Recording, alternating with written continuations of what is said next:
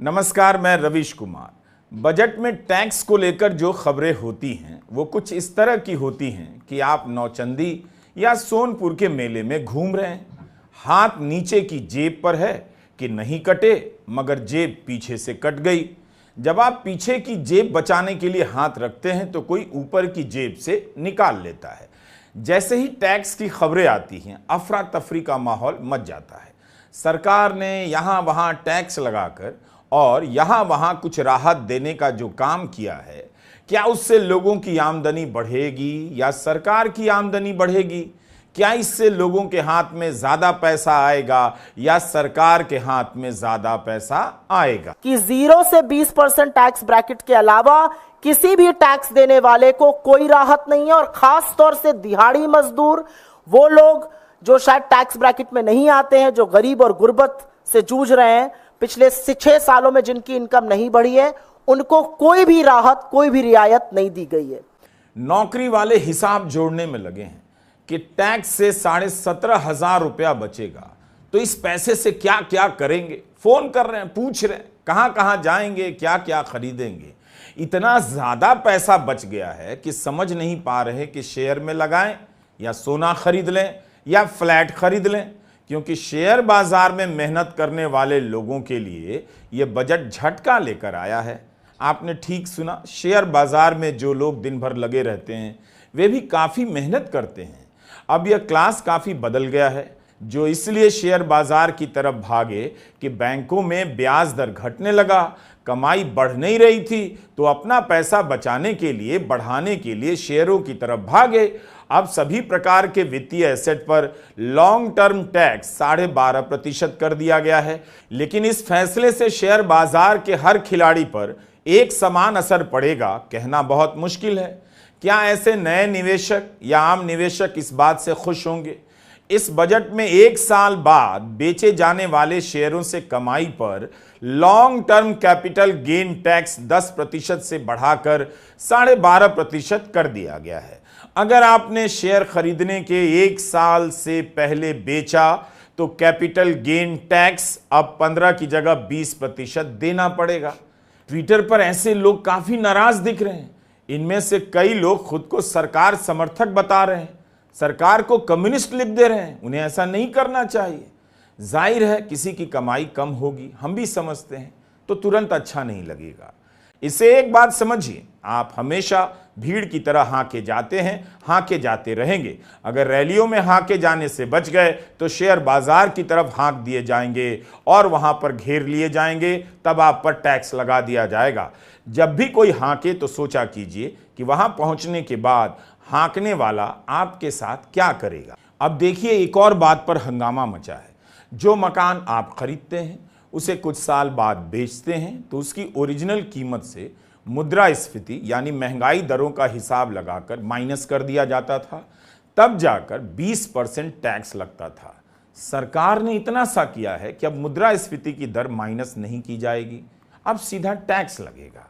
जैसे 10 लाख का फ्लैट लिया और 20 लाख में बेचा तो जो 10 लाख का फायदा हुआ उस पर 12.5% टैक्स दे दीजिए। जाहिर है जो अपने फ्लैट में रहते हैं वो बेचने जाएंगे तो उन्हें कम फायदा होगा, टैक्स ज्यादा लग जाएगा। एक तर्क है कि इस फैसले से केवल वो क्लास नाराज है जो निवेश से बेशुमार दौलत बना रहा है, लेकिन सैलरी क्लास भी तो शेयर, सोना और मकान में निवेश करता है, उसकी कमाई तो बढ़ नहीं रही। आर्थिक सुरक्षा के लिए वो इन्हीं ठिकानों की तरफ जा रहा था, लेकिन अब उसे हर तरह के एसेट के कैपिटल गेन पर 12.5% टैक्स देना होगा। एक तर्क है कि सैलरी क्लास 30% टैक्स देता है, उससे भी ज्यादा टैक्स देता है, लेकिन वहां भी तो अलग अलग स्लैब में अलग अलग टैक्स रेट हैं। सभी पर एक तरह का टैक्स रेट तो नहीं है। मुमकिन है कुछ लोग फ्लैट में निवेश करते हैं, बंद रखते हैं और बेचकर भारी मुनाफा कमाते हैं, ऐसे लोग होंगे। लेकिन बहुत से लोग अपनी पूरी कमाई एक फ्लैट में लगा देते हैं, फिर दूसरा फ्लैट भी खरीदते हैं कि कल बेचकर इससे कुछ कमा लेंगे या कुछ ज़रूरत पड़ी तो उसका सामना कर लेंगे। क्या उन्हें भी यह टैक्स पसंद आएगा या उन पर यह भार पड़ना चाहिए था? तो इन दो पक्षों में जो कुछ लोग हैं जो निवेश करते हैं और कुछ लोग जो जरूरत के हिसाब से, निवेश के विकल्प के हिसाब से, साधारण लोग हैं, सैलरीड क्लास हैं, फ्लैट खरीदते हैं, दोनों के बीच संतुलन कहां ठहरता है उसे देखना होगा। किसी का पुराना घर है और वो आज की तारीख में बेचे तो उस पर बहुत बड़ा टैक्स लायबिलिटी पड़ेगी, क्योंकि आप इंडेक्सेशन अलाउ नहीं कर रहे हैं और ये मिडिल क्लास पर एक बहुत बड़ा प्रहार है। आपने 10 लाख में घर खरीदा, अगर आप 50 लाख में कल तक बेचते तो आपको इंडेक्स वैल्यू माइनस जो सेल पर बेच रहे थे उस पर टैक्स देना पड़ता। आज आपको जो सेल पर कर रहे हैं और जिस वैल्यू पर वो था उस टाइम पर, उस पर टैक्स देना पड़ेगा। इससे काले धन में भी मुझे लगता है और कैश में भी, जो कैश ट्रांजैक्शंस होते हैं घर खरीदने पर, उस पर भी प्रभाव पड़ेगा। यही हाल सोना खरीदने वालों पर है। जो लोग सोना खरीद रहे हैं, अगर 2 साल बाद बेचते हैं तो उस पर 12.5% का टैक्स लगेगा। अगर आप 2 साल से पहले बेचेंगे तो मामूली टैक्स। सोना खरीदकर 2 साल बाद बेचने के फैसले से तो आम लोग भी प्रभावित होंगे, उस पर जब टैक्स लगेगा। एक ऐसे वक्त में जब वे सोना गिरवी रखते हैं, सोना बेचकर बच्चों को पढ़ाते हैं, तुरंत ही बिक जाता है, तुरंत हाथ में पैसा आ जाता है, काफ़ी ज़रूरत में सोना बेचने जाते हैं, उन्हें शायद ये बात पसंद ना आए। इन सब बातों को लेकर ट्विटर पर लोग नाराज़ हैं। हमें नहीं पता कि ये लोग कौन हैं, अमीर निवेशक हैं या ऐसे हैं जो अमीर निवेशकों के फ़ायदे की बात करते हैं, लेकिन इस फैसले से मिडिल क्लास पर बुरा असर पड़ने वाला है। सोना, फ्लैट में निवेश के जरिए अमीर बनने या आर्थिक सुरक्षा के उसके सपनों पर प्रहार हुआ है। कमाई है नहीं, जो बचत के लिए सोना और फ्लैट रखा था उस पर टैक्स बढ़ गया तो मिडिल क्लास पसंद नहीं करेगा। IIM अहमदाबाद का एक अध्ययन है कि 2022 में national house hold survey of gold consumption किया गया। इससे पता चला कि भारत में जो 56% सोना है वो मिडिल इनकम ग्रुप के पास है। हर घर में किसी न किसी मात्रा में सोना है तो अब उसे 12.5% का टैक्स देना पड़ेगा। एनडीए सरकार ने पिछले 10 साल में ये सुनिश्चित किया है कि गरीब और मध्यम वर्ग को लगातार टैक्स से राहत मिलती रहे।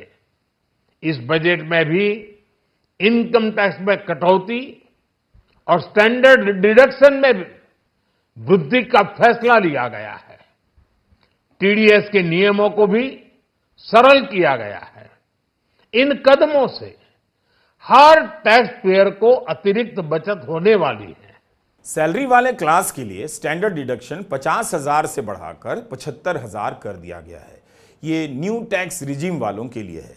पहले नियम था कि 10 साल पुराने केस की फाइल नहीं खुलेगी, अब यह अवधि 5 साल तक कर दी गई है। लोगों की मांग थी कि इंश्योरेंस महंगा हो गया है तो ATD के तहत इसके प्रीमियम पर जो छूट मिलती थी उसकी सीमा बढ़ा दीजिए, लेकिन सरकार ने ऐसा नहीं किया। इसके अलावा बजट में विदेशी कंपनियों पर टैक्स कम कर दिया गया है, 40 से 35% कर दिया गया ताकि विदेशों से पूंजी आए। अब यह मत पूछिएगा कि मोदी जी विदेश दौरे पर इसीलिए तो जा रहे थे, बताया जा रहा था कि इसीलिए जा रहे हैं कि विदेशी निवेश आए, तो आया नहीं क्या? जो विदेशी कंपनियों पर टैक्स घटा रहे हैं निवेश लाने के लिए, हर सवाल का जवाब मेरे पास नहीं है कि जब टैक्स घटाकर ही विदेशी निवेश लाना था तो मोदी जी ने इतने दौरे क्यों किए। लेकिन ये सवाल अच्छा है, विदेश यात्राओं पर इतना खर्च हुआ, उससे प्रभावित होकर ना विदेशी कंपनियां आईं ना विदेशी निवेश, वह भी काफ़ी घट गया है। मुझे पता है आप आत्मनिर्भर भारत के अभियान में काफ़ी व्यस्त हैं, लोकल चीज़ें बना रहे हैं, फिर भी आप तक खुशी की यह खबर पहुंच गई होगी कि विदेशी कंपनियों का टैक्स कम कर दिया गया है। आप लोगों को चीन से लड़ने के लिए फुलझड़ियां थमा दी जाती हैं, लेकिन आर्थिक सर्वे में कहा गया है कि चीन से कंपनियों को यहां आने के लिए प्रोत्साहित करना होगा और इसकी भी कोशिश की जानी चाहिए कि चीन से निवेश आए। वैसे भी बड़ी बहुराष्ट्रीय कंपनियां अपनी सहायक कंपनियों के सहारे यहां काफ़ी जम चुकी हैं, तो ऐसी कंपनियों को इसका लाभ नहीं मिलेगा। काफ़ी कुछ निकल कर आएगा, बजट पर बातें होती रहेंगी। उन लेखों से सावधान रहिए जिनमें बड़े बड़े सपने दिखाए जाएंगे, 10 में 10 नंबर दिए जाएंगे। ऐसे फ्रॉड हर बजट में इसी तरह के लेख लिखते हैं। 10 साल का लंबा दौर होता है, उसी से देख लीजिए। हर बजट में आपको राहत देने का दावा किया गया। आज आपकी आर्थिक स्थिति क्या है, बस इतने से ही आप पता कर सकते हैं। बड़ी खबर यह भी है कि सुप्रीम कोर्ट ने दोबारा नीट कराने से इनकार कर दिया है। नमस्कार, मैं रवीश कुमार।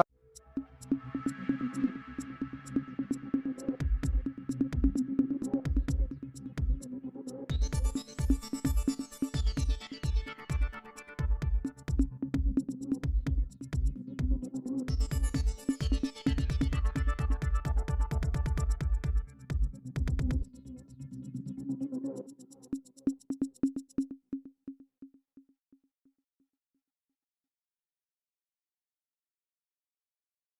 नाम है संजीव प्रताप और आप देख रहे हैं अपना पसंदीदा यूट्यूब चैनल द खबरीलाल। आपको हमारी किसी खबर से, वीडियो से कोई समस्या है, शिकायत है, गिला है तो हमें अपना मैसेज कमेंट बॉक्स में अवश्य लिखें। इसके अलावा इस वीडियो को ज़्यादा से ज़्यादा शेयर करें, लाइक करना ना भूलें और अभी तक चैनल को सब्सक्राइब नहीं किया है तो चैनल को सब्सक्राइब कर घंटी वाला बटन भी दबा दीजिए। जल्द मिलते हैं एक और नई वीडियो के साथ, तो बने रहें अपने इस पसंदीदा यूट्यूब चैनल के साथ। जय हिंद, जय भारत, जय भीम।